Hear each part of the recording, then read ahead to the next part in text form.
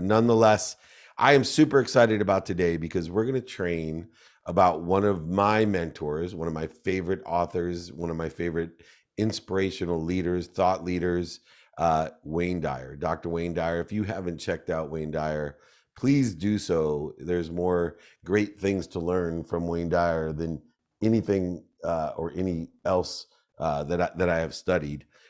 He is one of the most valuable mentors. In fact, I'm also working with his daughters who wrote a book called Knowing.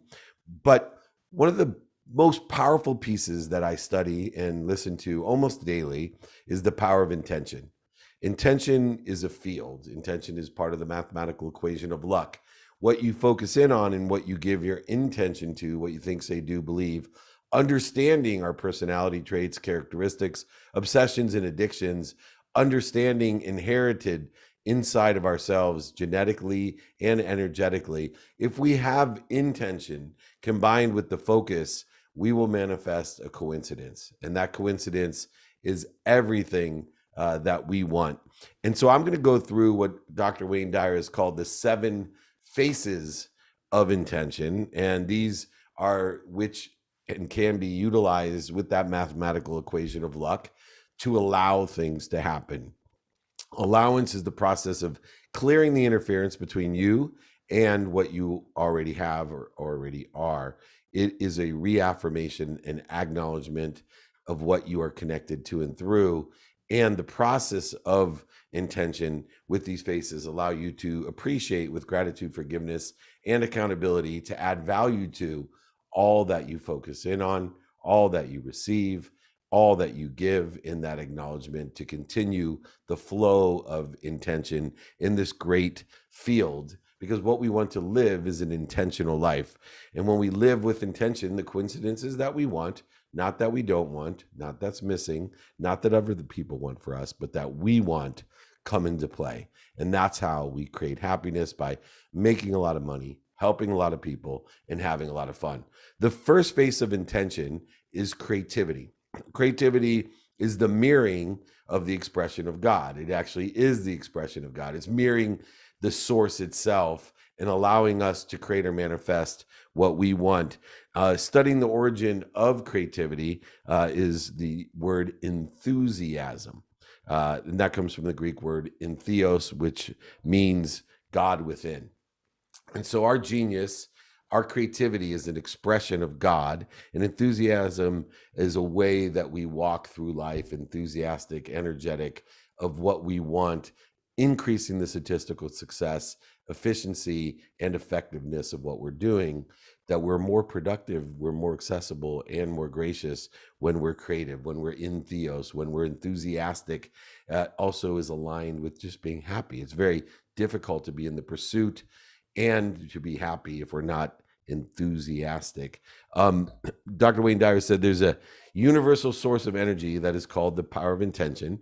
This source, whether you call it God, the divine, or something else, is always connected to and through us and is infinite in its possibilities. If we want to take advantage of those possibilities, we need to live in spirit, inspired, in theos, enthusiastic. And the way that we create that enthusiasm to live inspired is to be creative.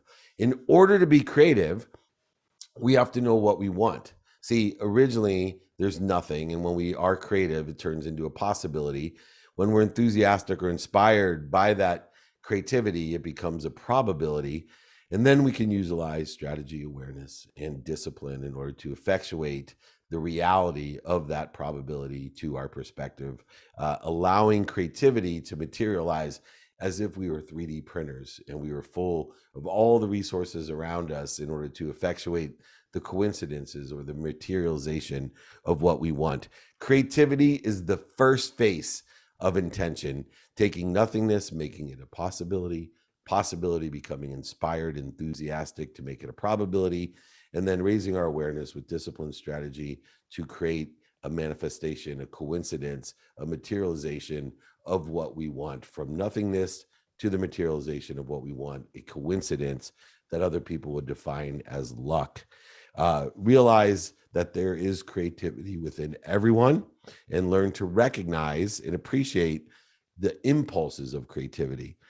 You don't have to be an artist or a writer to be creative. Creativity is just as important in a business person as it is anyone else looking for the next big idea. If you've ever felt inspired or a purpose or a calling, then you know that the feeling of spirit is working within you, that you have cleared some sort of interference, and that you now can work within the context of creativity, the first phase of intention, to start the process of the coincidences you want in your life, of what you want, not what other people want or what's missing. Learn to recognize this state of spirit. Learn to unlock your enthusiasm and your inner creativity. Learn to harness the energy that you're connected to and through. The second phase of the second phase of intention is kindness. It's my superpower. It's what I want to leave as my legacy. And so what I believe to be the superpower of kindness is ignorant humility, not ignorant arrogance. And you cannot live an intentional life without caring about the impact that you will make on everything else, not just others, but everything else. Kind people are givers, but you can't give without receiving. And so we have to make sure that we are receiving everything in goodwill, in good intention, to add or appreciate, to add value or appreciate it, and give it away in kindness. In order to be kind, we need to utilize radical humility in our ignorance, that we don't know what we don't know. Xander's wrote about rule number 6, that we can't take ourselves so seriously if we're going to be kind either. We have no need to be offended or right or separate from, inferior to, or superior from, angry, frustrated, or angry. All of these things that get in the way of our kindness, our pure being of creativity and kindness together. We try to be not only kind in the present, but kind to our future self. To be kind to your future self, you need to be kind when nobody's watching. And that kindness will allow you to expand and grow through gratitude, forgiveness, accountability, to live inspired, to be more creative, to live in theos enthusiastically. And the face of kindness is the second face of intention. Whether you call it karma, whether you believe the more you give, the more you receive, you have a certain amount from nothing. And then when we appreciate it, it expands. When you give it away, being kind, we give away what we've received and appreciated. The size and scope and scale of what you have is greater. The void is greater. And that's the idea of the more you give, the more you receive. But you need to receive in order to expand and grow even more. What happens is we diminish our capacity if we don't feel kind in receiving, or receiving in kind what we're giving. So you can't receive or give what you don't have. You can receive to give. And moreover, the law of reciprocity is the power of positive thinking. When you work from the belief that you're rewarded for good intentions is fine, but you need to also receive in order to expand and grow. You will limit your capacity if all you do is give everything you have without concentrating on receiving more to expand, grow, and accelerate, compound your interest in order to give more. Wayne Dyer talks about the power of intention. When you do something kind for someone else, it's one of the biggest gifts, like happiness, because a dose is given. Dopamine, oxytocin, serotonin, and endorphins are released when we do something kind. And the person receiving that, a dose is given to as well. But the most powerful and viral thing about kindness is that anyone witnessing an act of kindness, dose is released. Dopamine, oxytocin, serotonin, and endorphins are released. So you're getting a dose of happiness for all. And it is the most viral and positive thing you can do, is to be kind. One of my favorite quotes from Dr. Dyer is, if you want others to be happy, practice compassion. If you want others to be happy, practice compassion. So be compassionate, give your kindness, your humility to others, and be kind to your future self, and do good deeds. Good deeds are seeds. You know, I talk about being kind to your future self. Remember that good deeds are seeds. So many times when I've done something good, it is a seed for something that I want to happen. It's not quid pro, it's not negotiation, it's not trade. I'm not doing the good deed in return of or in exchange for, but simply if you tell yourself the doing good deeds are seeds that just allow what I want to grow, even if I can't see the connectivity between what I'm doing and what I want, it is connected in the fact that there is a unlimited amount of what I want and what I can have. And by planting seeds, more will grow within the context of what I want and what I have. Doing good deeds is planting the seeds for what I want, even if you can't see the relativity or connectivity between the two. The third face of intention is the truth or love. When living with intention, you are able to find light, love, and lessons in everything. Not only do you have a deep, meaningful relationship with others, but you're also accepting the flaws in them as well. You have a direct relationship to the greatest source of power, light, and love. And just as that power and source looks into you for the love, the light, and lessons inspires you, you should do the same of others. We can find light, love, and lessons in anything and everyone. This power of intention to find it, the superpower of everyone, is in practicality only determined upon the great chain of feeding. See, 80% of your time is spent on feeding people that bleed you. And so you're looking for what you don't want, what's missing, or spending time that with somebody that's not ready. You can't meet them to a point. They don't have the skills, the knowledge, or the desire to meet you where they can help you. And instead of wasting your time, go ahead and move on, let them fall away, or even fire them from your life so that you can give your resources, your time, your intention to the truth, to love, to those who do share the light, the love, and the lessons with you. Look for open minds. I have probably the most popular template that I'm giving out is the open-minded template, where we only decipher people by their love with the intention of light, love, and lessons. And we do that by finding open minds. Too many people waste time on closed minds. I say if we find a closed mind, walk away, fired from our life. When we find an open mind, use the open-minded question template that I have in order to determine, one, if it is an open mind, and two, if it's a sponsor, someone that can find someone to help us, or a power sponsor, someone that can help us themselves and or find someone that can help us. This template of open mind, the questions can change the entire format or resources that you have. It can effectuate the great chain of feeding, surrounding yourself by those people that feed you, not bleed you. I am telling you, whether it's your children, your family, your friends, associates, executives, you need to determine that great chain of feeding within the context of your situation. You can do this by utilizing the third face of intention, love and truth. And that's what we want to look for everyone. Then make a quantitative analysis of how much energy we're going to put into the person by how much they feed us. The fourth, one more thing on love too. When you think of the emotion of love, love actually clears the interference of judgments, conditions, separations, inferiority, superiority. Love will heal the needs of the ego, those primal fears that remove the blood from your brain and put them into the body and accelerate us into the wrong direction. When we utilize that face of intention of love, we are actually clearing the interference, allowing ourselves to take the humble position without taking judgments or conditions, anger, resentment, offense, separation, inferiority, superiority, guilt. All of these things dissolve, dissipate, or disappear when the face of love as an intention of yours is put into play. And so we have creativity, kindness, and love. The fourth face of intention is beauty.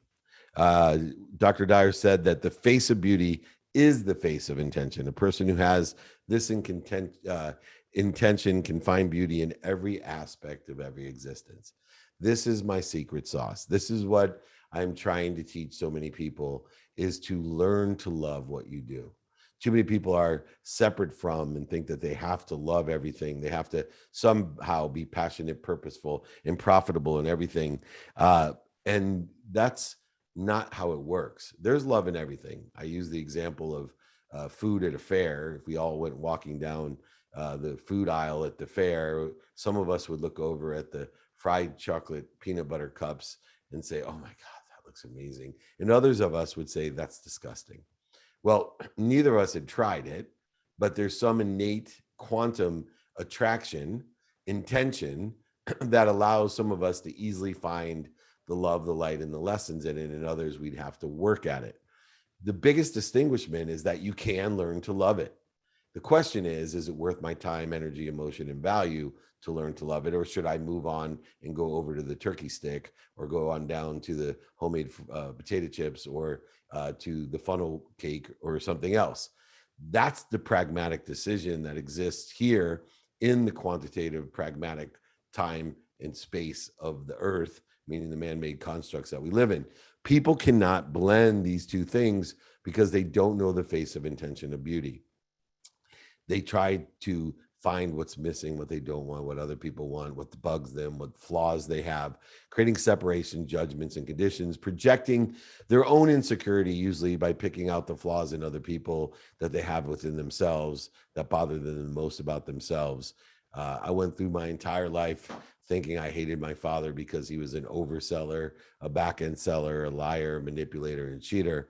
And later on in life, I realized that I didn't hate my father at all, that I was the overseller, back-end seller, manipulator, cheater, and I was just projecting what judgments and conditions I had on him, those innate quantitative values that I had inherited either energetically or genetically from him, and then blamed him for it, not taking accountability for that idea that there's beauty in everything. If I would have spent more time, and I wish I would have, in my relationship, it was too late in my life. I wasted many years trying to think about what I didn't like about my father instead of what power that he had, looking for the beauty, the light, the lessons in my father, and the learn to appreciate the beauty of everything inside everyone is a superpower.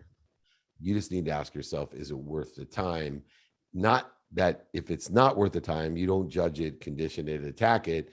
You simply try to understand it and pray for its happiness, allow it to fall away, or fire it from your life if it's too much, not much, too much time and not a priority.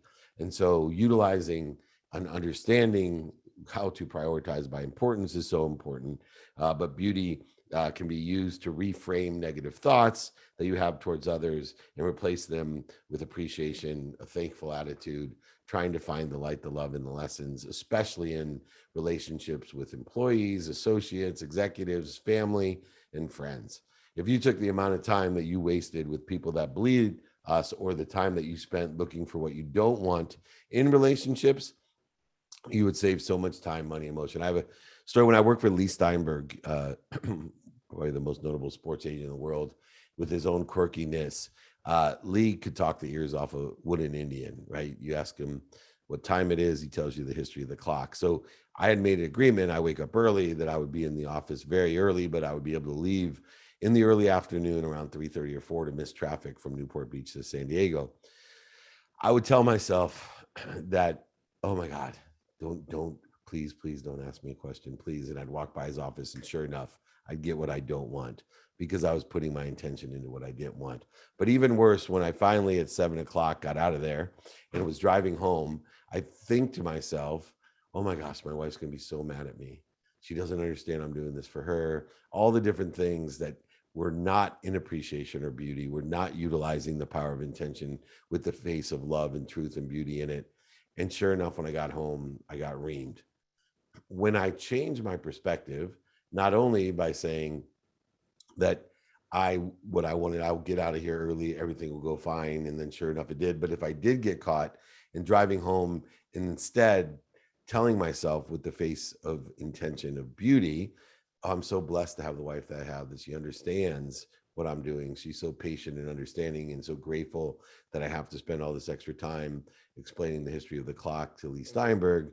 That's exactly what I got: appreciation, patience, and a loving wife. Look for what you want in those that you want. And if you're not finding it, make a quantitative decision if it's worth the time, emotion, and energy. The fifth face of intention is one of my favorite. It's expansion. The whole universe is expanding. Your intention should grow and expand as fast as possible. We live between limitlessness and infinity, and we are normally limiting ourselves. We are asking for crumbs. That's why, for me, I want to empower over 1 billion people to be happy, to teach them to make money, help people, and have fun, and not allow them to attach their emotions to an outcome or a single outcome. If you want to expand, the easiest way to do so is to understand the size, scope, and scale of the universe, the limitlessness and infinity that we live upon, to understand that everything aggregates upon itself and compounds in its own interest, and that positive behavior accelerates in its own direction, even if you can't be aware of the results that you have. Negative behavior does the same thing. The only difference is when we do things positive, we expect instant results and we never get them. And when we do negative things, we don't ever expect a negative result. And by the time we get a result, either positive or negative, it's either too late that we quit because the positive actions didn't give us a quick enough result, or it's too late on the negative action to recover. And so we end up creating so many huge voids, obstacles, shortages into our lives, accelerating unaware in the wrong direction, compounding and expanding what we don't want. That is why we have to enjoy the consistent, everyday, persistent, without quit pursuit of our own potential. Expand your awareness, expand and accelerate your vibration, your frequency. You can only be aware of that which vibrates equal to or less than you. So the higher your vibration, the higher your frequency, by expanding and growing and accelerating, or just the same as more you receive, then the bigger the void will be when you give it away, which will allow you to receive more. Don't set limits. Don't ask for crumbs. Learn to listen to your intuition and go ahead and utilize the GPS of faith in order to know, even though we can't see the results, that you're expanding, growing, and accelerating in the right direction, utilizing the 5 daily practices of knowing your what, who can help me, and who can I help, my how by being a student of the calendar, importance versus urgency by knowing what to do now, which is probably the biggest challenge for people because they don't know their what, their who, and the how, and then they wonder why they don't know what to do. And then finally applying their why with the intentions of creativity, kindness, love, and beauty. If we live within the context of those 4 faces of intention, expansion, the 5th face of intention, will allow us to receive more. The 6th face of intention is that of unlimited abundance. And this is the 3 worlds that are so difficult to determine. Most people live in a world of not enough. At one time or another, there's just not enough of anything for anyone.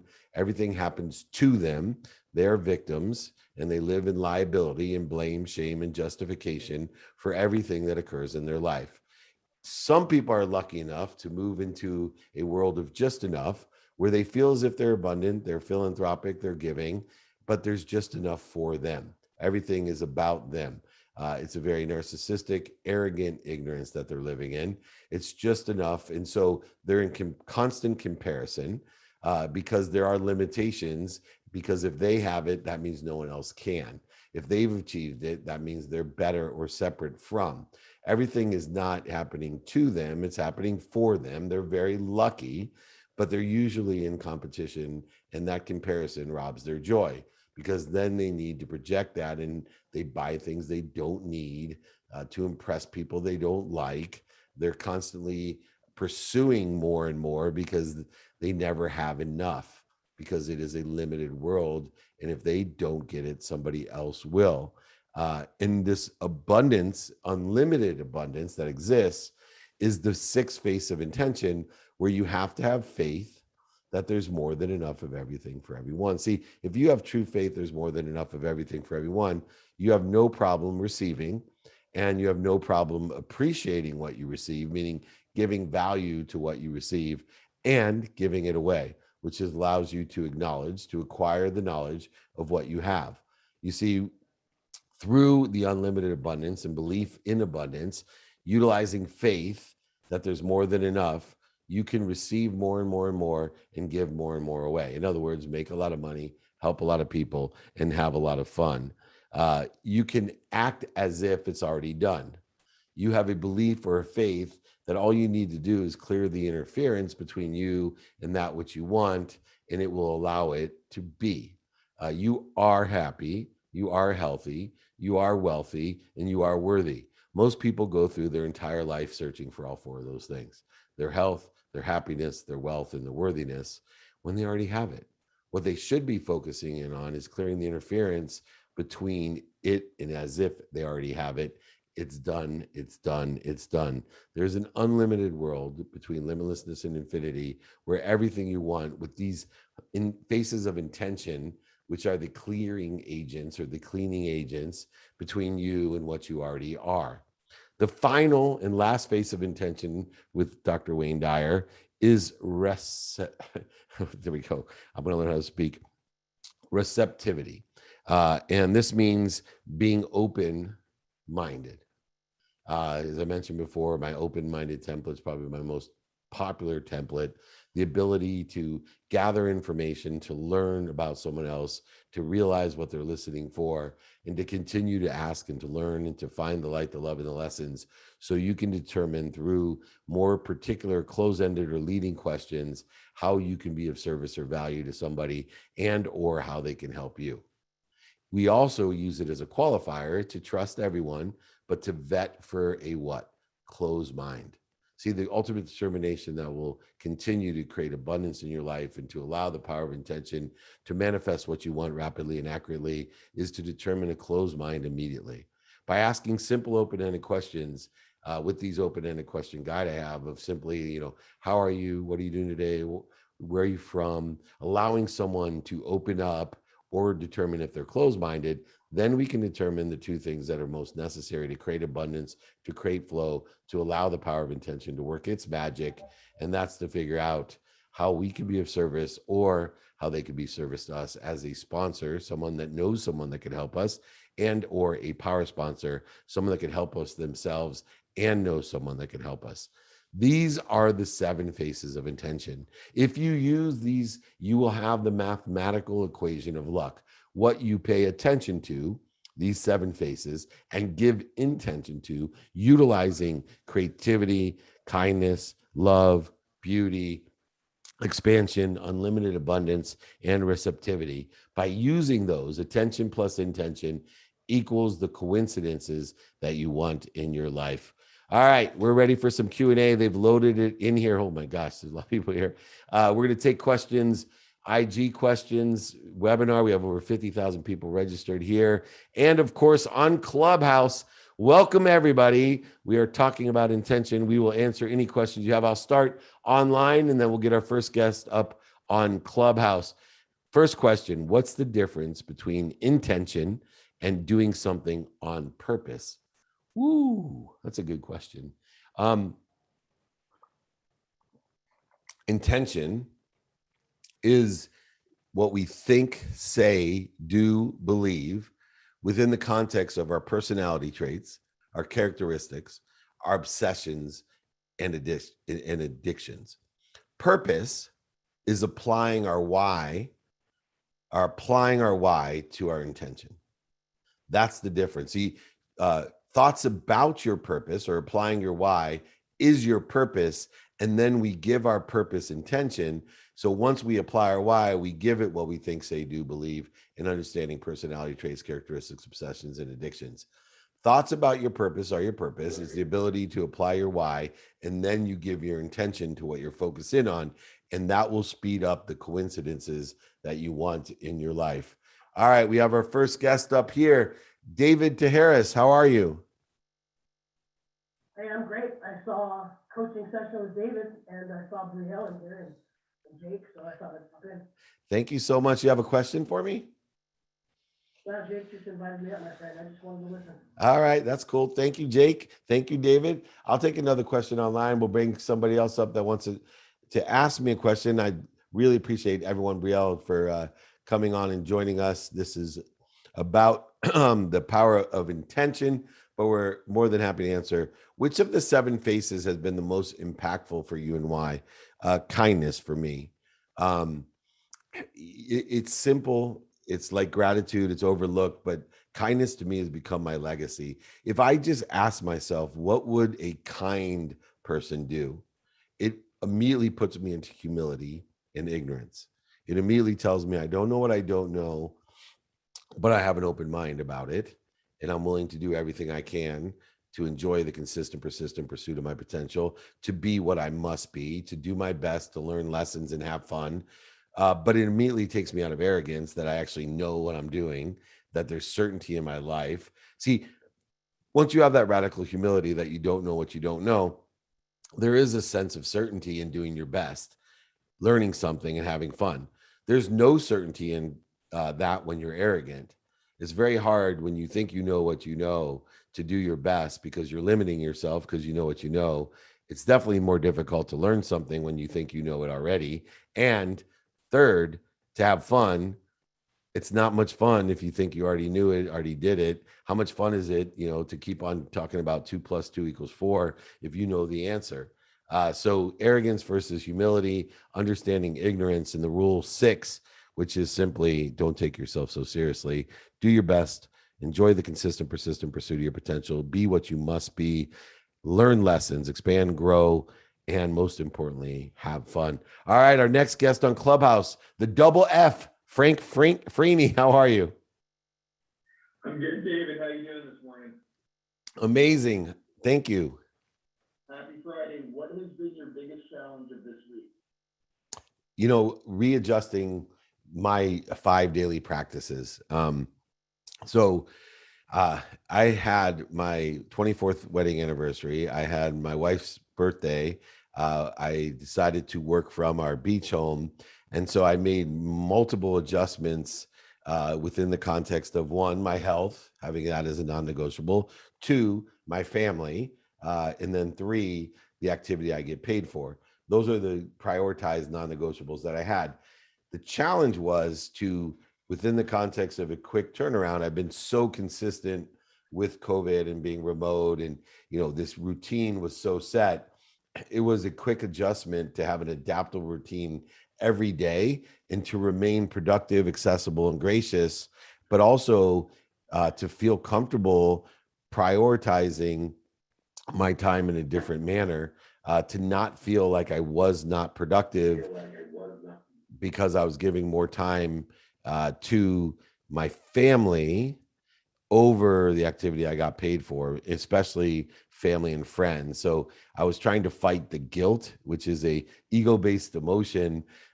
When you feel guilty about what you're doing, all you're telling yourself is you're not sure that you've prioritized correctly. So I was consistently trying to spend minutes and moments in guilt by reminding myself, recollecting, remembering how important my wife is, how important my friends are. And that took away the guilt when I reassured myself of my 5 daily practices, what I wanted personally, experientially, giving and receiving wise, who can help me with that and who I can help. How was I going to get it done? And I prioritized my friends and family at a greater extension, a different balance than normal. And it created a great struggle, but it was a great lesson for me too, to remind myself, I'm not there yet either. And it was challenging and fun to see how, the routine got disrupted and how I handled it. Hopefully that answered your question. Definitely. Happy anniversary. Thank you, my friend. Best decision of my life. Shout out to my wife for her birthday and our anniversary for putting up with me and looking for the light, the love, and the lessons and teaching me and leading me to be a better person. That's definitely for sure. Thank you for joining us, Frank. I'm going to take another question online. Next up after this question is Mia Jacobson. Thanks for joining us. I'll take this question. Can you please explain how we can use intention plus attention to create luck? I think it's the mathematical equation of luck.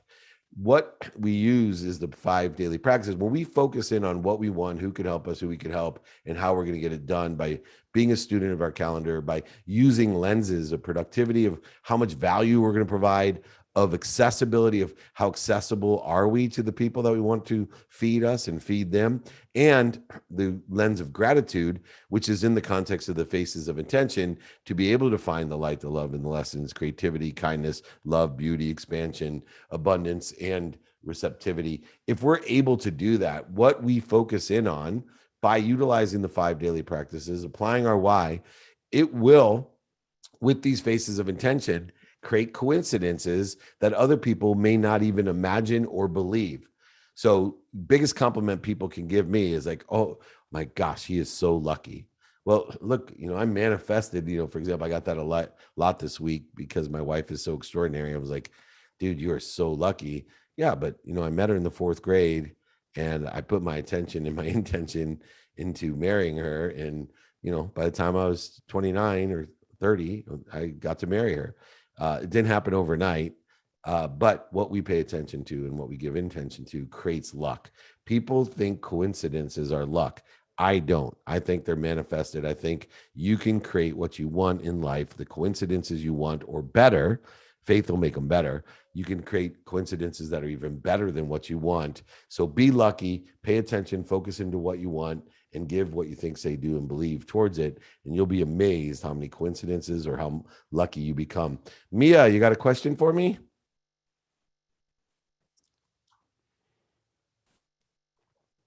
Yes, I do.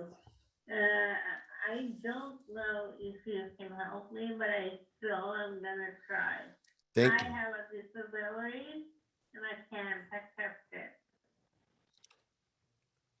You have a disability, and I missed the second part. Say it one more time. I can't accept it. Oh, yes. So first of all, we all have disabilities, and those disabilities are either internal and some are external. And so what we need to do, all of us, is to be grateful to find the light, the love, and the lessons and the perfection of our imperfections. And so in order to create acceptance to our challenges, our weaknesses, I don't like the word disabilities because I believe that a weakness moved to a different place could be a strength. And that other strengths exist in you that don't exist in others as well. And so what we want to use are 4 things to help us accept the things that we don't or may not like or accept about ourselves. Number 1, gratitude. Do not take for granted what other people are wishing for. What we want to do is find the light, the love, and the lessons in who we are. We need to learn to love ourselves with our strengths, our weaknesses, as you say, our disabilities and abilities. Not everyone has the same abilities that other people have, and they're aligned to either something that exists socioeconomically or culturally. It doesn't matter. If you love you, if you focus in on gratitude, to be thankful for what you do have, the strengths that you do have, and not what you don't have, your entire perception will change. Remember, your perception's your co-pilot. That's the co-pilot that's directing your life.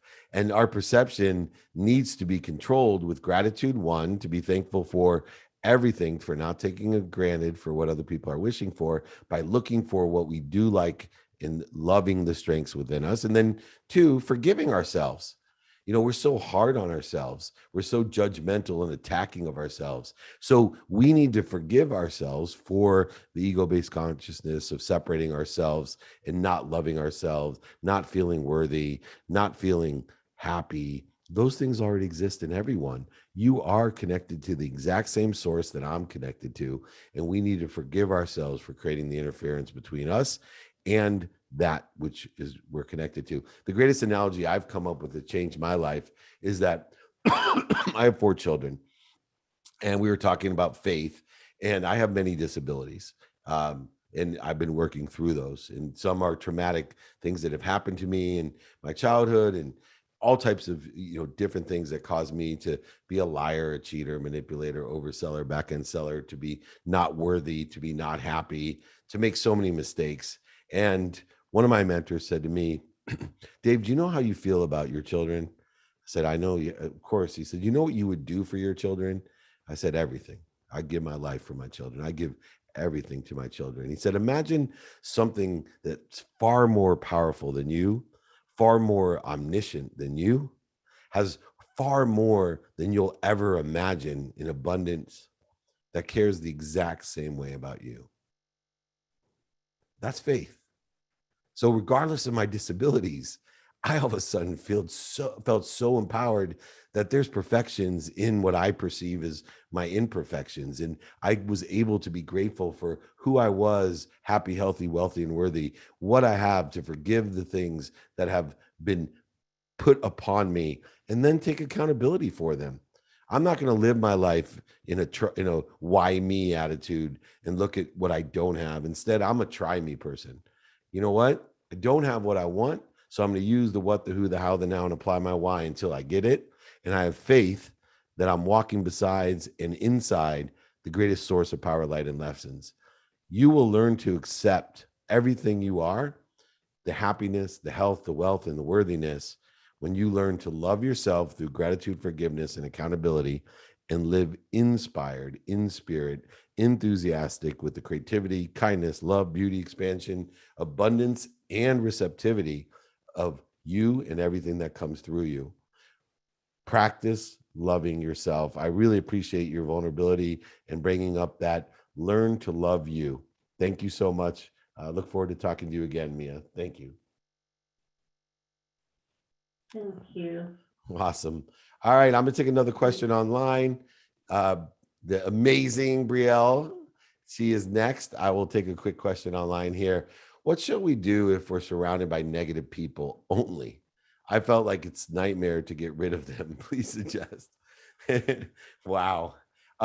First of all, you're halfway there. You've identified the negative people around you, and there's a great chain of feeding that I utilize. I determine whether someone feeds me, and if they feed me, I spend the majority of my time, resources, money, value, attention, and intention on the people that feed me.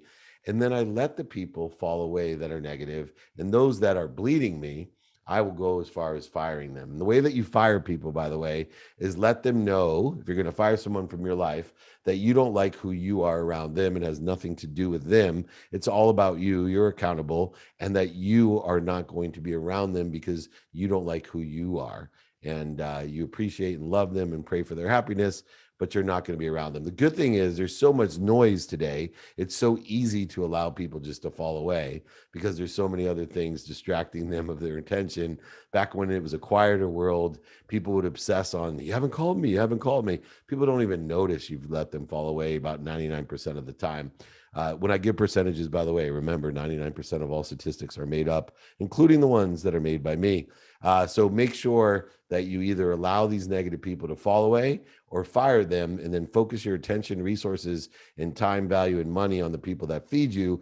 They will introduce you to other people that will feed you away as well. Like-minded people surround themselves with like-minded people. Positive people attract positive people. You are obviously in a vacuum of negativity. Get yourself out of there. It is a nightmare, and create a new dream team of positive friends that feed you. All right. Next up, the incredible Brielle. How are you? I'm so well, a little bit done. Happy anniversary. And maybe you've heard it a ton of times, but the anniversary meeting. I have a question.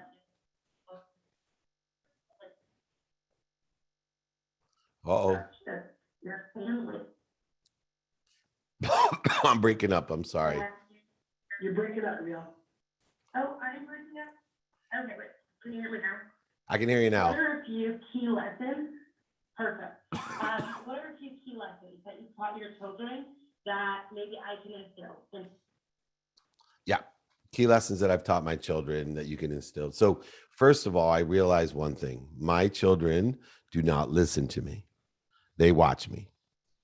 So I want them to emulate what I do that's positive, and I want to be able to communicate with them and empower them.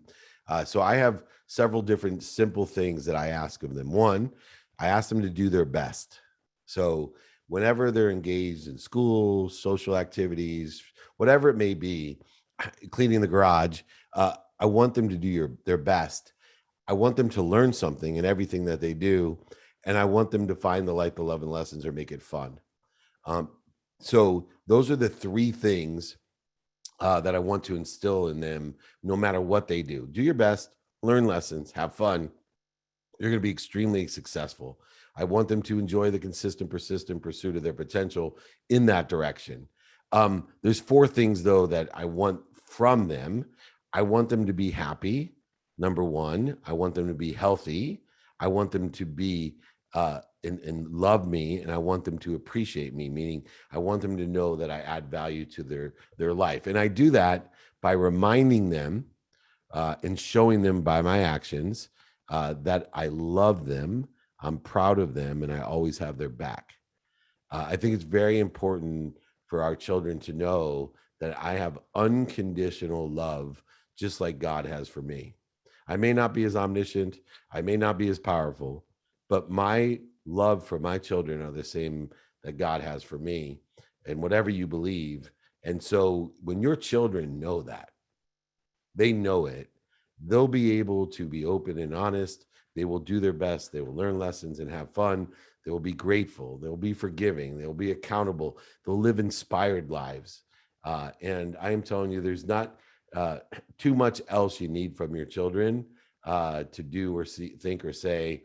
Remember, they don't listen to you. They watch you. Teach them to do their best, learn lessons, and have fun. Make sure they know that you want them to be happy, healthy, appreciate, and love you. Make sure they know that you love them, you're proud of them, and you always have their back. That's how I work with my children, and I'm blessed that they are responding in kind. They are definitely not perfect, but they have great progress, and they're beautiful, wonderful children. But they are children. So thank you, Brielle. Yeah. No, great answer. Thank you. Thank you. All right, I'll take another lesson online. Next up, Ryan Molyneux. Hopefully he's safe with that Creole name down in New Orleans. Hopefully he's dry and safe and has moved his butt up to the sunshine before they got, and we'll all pray for everyone down in New Orleans, in Louisiana. Anyway, Ryan, you're up next. Let me take a quick question. What is the most valuable lesson that you have learned this week? The most valuable lesson I learned was about ignorance and arrogance. And so what I say is there's two types of people, ignorant people and ignorant people, but there's ignorant, humble people and ignorant, arrogant people. But what I learned, and I've known that, but what I've learned this week is that there's two types of ignorant, arrogant people. I used to think the ignorant, arrogant people were people that knew it all, were manipulative, overselling, back-end selling, lying, manipulating, cheating, just intentionally narcissistic. But there is another type of ignorant, arrogant person that we all have in our life. And it's those people that love us too much and they think they know what's best for us. So they have great intentions, right? I'll use my mom as an example. Wonderful intentions. She would only want the best for me, but the problem is she thinks she knows what's best for me. That's an impossibility because I don't even know what's best for me. She may know what would be the safest decision, or in her mind would be a stable something, or whatever her values were. But there's an ignorant arrogance to it that, one, she doesn't know what she doesn't know about me. And two, she absolutely doesn't know what's best for me. And most people that think they know what's best for you, they don't even know what's best for themselves. And so they have to take over, like most of us, into understanding and to praying for that person's happiness, that they care so much about us that they become ignorant, arrogant, that our own love and unconditional love from the closest people to us have created an arrogance that they know what's best for us because they care and want the best for us so bad that they think they know what's best for us. They don't. So what do we do with people that love us with ignorant arrogance in mind? Is we take it like a handful of sand. See, this is where people get defensive, create resistance, separation. Now you end up, interfering with the greatest relationships in our lives of unconditional love. And so many people are, what you resist persists, doing exactly what they don't want to do. If you take an arrogant, ignorant family member who only wants the best for you, and you take their advice like a handful of sand, and you tell them, thank you so much for your advice. I appreciate it so much. You add so much value to me. Thank you. Thank you. I will take that under consideration. Instead of our egos getting in the way saying, you don't know me. I don't need to go to college. I'm a blah, blah. No. Thank you so much. I am going to take that. You love me so much. I appreciate you caring so much. Let me take that under consideration. And I appreciate you. That's amazing. And just let it fall through your hands if it's not aligned with your own values, your what, your who, your how, your now, and your why. Remember, if you want those 5 daily practices or the open-ended guide or the 7 Faces of Intention, my book guide exercises, of course, I can sign a book, send it to you, pay for the book and shipping, not a problem. David@dmeltzer.com. David@dmeltzer.com. I'll send all this stuff to you. Ryan, you're up next. We got about 8 minutes left, everyone. Keep it rolling. Thanks, Ryan. Cool, thanks, David. My question I had planned are actually like on the track with it all the way back to Mia, because something I work on is mentoring both at work and designers, and imposter syndrome is this thing that you've probably heard of. And I think of it as you're talking now about this, this spectrum, everything from feeling inadequate all the way to the opposite of imposter syndrome, where we see people that are just overly arrogant, like you were talking about. So I wonder if you could talk about your lens on that whole imposter syndrome mantra. Yeah. And I suffered from having an imposter syndrome. Imposter syndrome comes from not being worthy or separate, inferior, superior to whatever position that we're in. And it could be energetically inherited or genetically inherited, even beyond the, social, economic practices that have evolved in our life, some, childhood traumas. But in essence, imposter syndrome is created from separation or ego-based consciousness. It's the awareness of, not being grateful, not being forgiving, and living in a world of liability and blame, shame, and justification. Not only do we have to consciously cancel out when we feel separate from, inferior to, or superior, right? People that have imposter syndrome project their insecurity, usually through narcissism, and make themselves feel superior to others, not just inferior or separate. And it manifests itself in anger, frustration, depression, guilt, resentment, offense. All of these things would be indicative of having an imposter syndrome.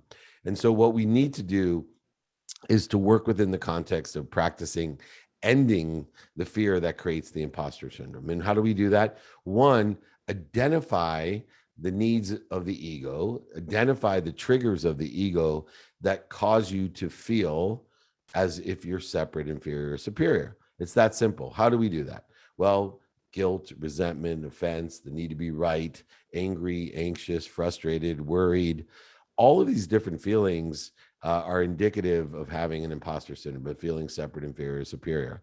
And so if you identify those and practice and list them out and codify them, and you practice identifying when you are acting in that consciousness, when you are triggered into the primal fears that put the blood outside your brain so you can't use your higher power of thinking, and put it into your body so you can fight, feed, fight, or fornicate, then you can go ahead and utilize 3 steps to get out of the imposter syndrome, to change the way you feel. The first one is simply stop. Don't fight it. Don't resist it. Don't project your insecurities. You don't have to. You simply have to stop and then drop the second step by breathing. By breathing, you drop down to neutral. You drop down to center so that you have a clear indication of what you want, who can help you, who you can help, how am I going to get it done, prioritizing correctly what's most important to you, and applying your why. See, what happens is if you don't stop, if you try to resist it, go around it, under it, through it, oversell it, back and sell it, lie to it, manipulate and cheat it, fight it, anxious it, worry about it, all you're doing is creating not only resistance, but you start accelerating in the wrong direction because all the blood's in your body, remember? So you're fighting, feeding, flighting, or fornicating in the wrong direction. Instead of stopping, dropping by breathing, and then rolling in the right direction, if you remember, number 1, identify what this imposter syndrome is triggered by, and then 2, when I'm triggered, my mind, my body, my soul are on fire, you got to stop, drop, and roll when you're on fire. And when you get into that practice, you'll only spend minutes and moments separate, inferior, superior, projecting, angry, anxious, frustrated, guilty, resentful, etc. Instead, you'll be in the flow, inspired, utilizing creativity, kindness, love, beauty, expansion, abundance, and receptivity in order to effectuate the true phases of intention so that you can have the coincidences you want. Does that sound fair? Amazing. Wow. Yeah, let me absorb all that. Cool. Reach out to me. I got a few templates on that, or send you my book too. I go through that in detail for you. Don't worry, David at dmeltzer.com. I'll send it to you so you can, if you didn't take notes, because I talk fast, I'll be happy to send that. Okay. Thank you so much, David. You got it, my friend. All right. Last but not least, Wayne Dyer's Power of Intention Training, the 7 Faces of Intention. Tony Moe, what do you got for me? Hey, thank you. You've been dropping jewels all day. So my question is, do you feel that pivoting or going into being an entrepreneur from entrepreneur because you're not seeing the ROI is necessary, even if it doesn't serve your passion or your purpose? And is, if you don't mind, is self-sabotage a form of lack of like self-worth? I love that. So let me address the first question first. Passion, purpose, and profitability can be found as an entrepreneur or an intrapreneur. And what we want to do is align it with what our own values are. And so as you're determining, where you're at, you can find the passion to do something in anything. You give it the purpose by applying your why.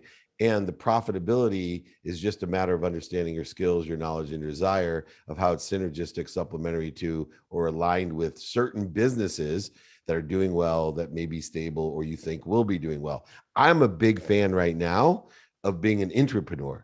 I think there's huge opportunities because of the lack of talent, and there's such a need that there's these huge companies that have a ton of money, equity, and benefits that without any risk, you can almost guarantee yourself more success than having to start, the 17-year process of being an overnight success. It takes, we were talking about there's 2 types of risk takers, right? Those that are, not afraid to be in a plane. They're not afraid of flying. That's an intrapreneur. They take risks. But then there's the entrepreneur that, not only is he not afraid of flying, but he brings his parachute because he's not afraid of the plane crashing. And then you got guys like me and PT Barnum and other idiots out there that they don't even care about the plane crashing. They don't even bring a parachute. They just figure, who cares if I crash this time? I'll get back up and rise from the dead. So, please, consider how you can apply your why, your passion, to create a purpose by giving thoughts of purpose to the activity you get paid for, activity you don't get paid for. And I think the profitability assessment, at least in the short term, entrepreneurship sure offers a lot more profitability than entrepreneurship. There are unicorns out there, but I want everyone to consider how important it is to work for a big company and using that as a milestone. And then as far as self-sabotage goes, everyone in some degree sabotages themselves through the triggers of fear, as I clearly indicated before, utilizing the 7 Faces of Intention, which I'm happy to send to everyone, right? Creativity, kindness, love, beauty, expansion, abundance, and of course, receptivity will allow us to create the coincidences that we want and allow us to not move or resist or accelerate in the wrong direction, but to manifest what we want rapidly and accurately. I thank everyone. It has been over 21 years of doing free training. Blessed to have over 50,000 people on the webinar here, registered, and IG Live. Great showing. And of course, on Clubhouse. Next week's topic, Friday, prioritization. I think most people have difficulties with prioritization. So we're going to talk about, how do I prioritize my activities? Everybody gets 24 hours of activities a day. Prioritizing is how we get the most productivity, accessibility, and gratitude out of the activities of each day. Tonight, the last episode of 2-Minute Drill. If you haven't caught it, it's on Bloomberg TV and Amazon Prime Video. Please apply for season number 3. We will be filming in November, $50,000, over $50,000 of cash and prizes every episode. It's the first pitch only show. So you get your funding through the prizing. You don't have to worry about some false facade of funding there. 2-Minute Drill. Office Hours, our newest late night entrepreneur show, airs Friday, October 15th. More to come. Please email me for all the guides, the replays in my book, 7 Faces of Intention, Dr. Wayne Dyer training. The guide is available, open-ended question template, the 5 daily practices, my book, ebook, audiobook. I will sign a book, send it to you, pay for shipping and the book. Don't worry. I appreciate all of you. Most importantly, I want to give big love to my wife one last time. Happy birthday, happy anniversary. And most importantly, be kind to your future self. Do good deeds. We'll see you next Friday. Have a great day.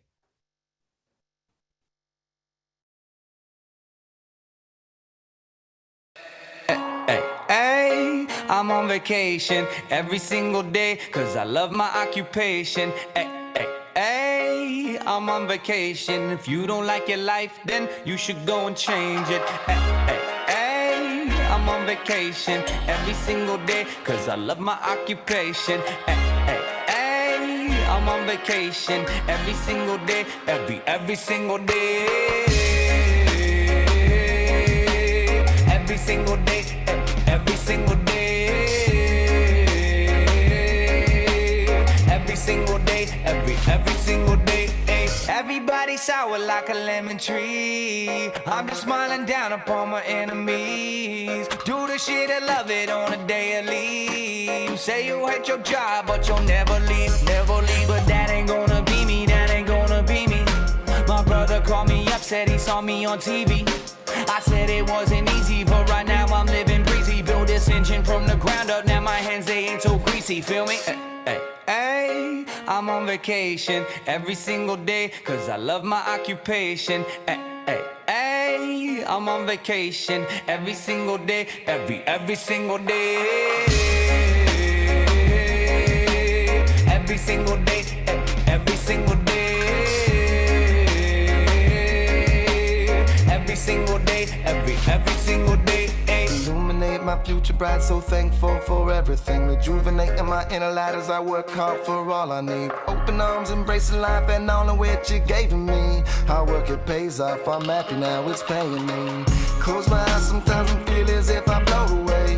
I love the life I live and enjoy the ride along the way. I'll make a living out of living, yeah, that's what I say. I got one life to live and I wouldn't live in no other way.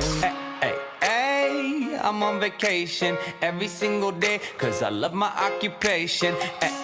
Hey, I'm on vacation every single day, every single day. Every single day,